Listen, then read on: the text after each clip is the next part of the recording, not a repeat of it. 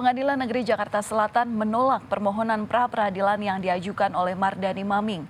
Maming sebelumnya ditetapkan sebagai tersangka oleh Komisi Pemberantasan Korupsi dan sudah masuk daftar pencarian orang atau DPO. Pengadilan Negeri Jakarta Selatan menolak permohonan pra-peradilan yang diajukan oleh Mardani Maming. Salah satu pertimbangan hakim menolak permohonan Mardani Maming karena Maming masuk daftar pencarian orang atau DPO oleh KPK.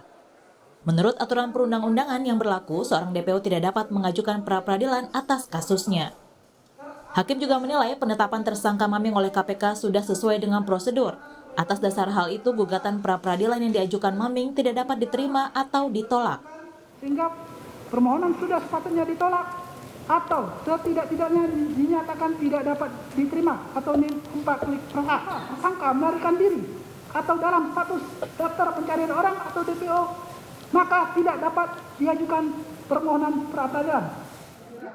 Sementara itu, pengacara Mardani Maming menyayangkan penolakan permohonan pra-peradilan Mardani Maming karena alasan masuk daftar DPO. Pengajuan itu dilakukan belum ada DPO. Kami di tengah jalan tiba-tiba di DPO-kan. Jadi sehari sebelum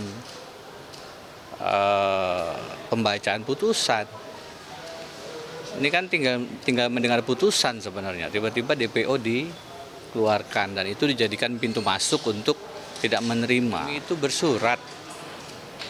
Panggilan pertama kami bersurat, panggilan kedua kami bersurat. Tapi dinyatakan tidak ada keterangan dan mangkir.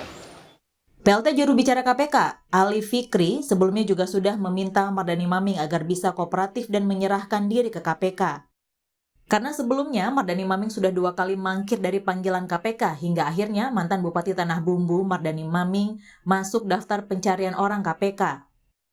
Daftar pencarian orang atau DPO, dan paralel dengan itu KPK juga telah berkirim surat ke Barreskrim Polri untuk meminta bantuan penangkapan terhadap tersangka MM dimaksud. KPK berharap tersangka MM dapat kooperatif dan menyerahkan diri kepada KPK agar proses penegakan hukum tindak pidana korupsi ini tidak terkendala. Maming sebelumnya ditetapkan sebagai tersangka oleh KPK untuk kasus dugaan suap dan gratifikasi pemberian izin usaha pertambangan di Kabupaten Tanah Bumbu, Kalimantan Selatan. Dalam upaya mencari keberadaan Mardani Maming, KPK sudah menggeledah sebuah apartemen di Jakarta Selatan. Namun KPK gagal lakukan penjemputan paksa.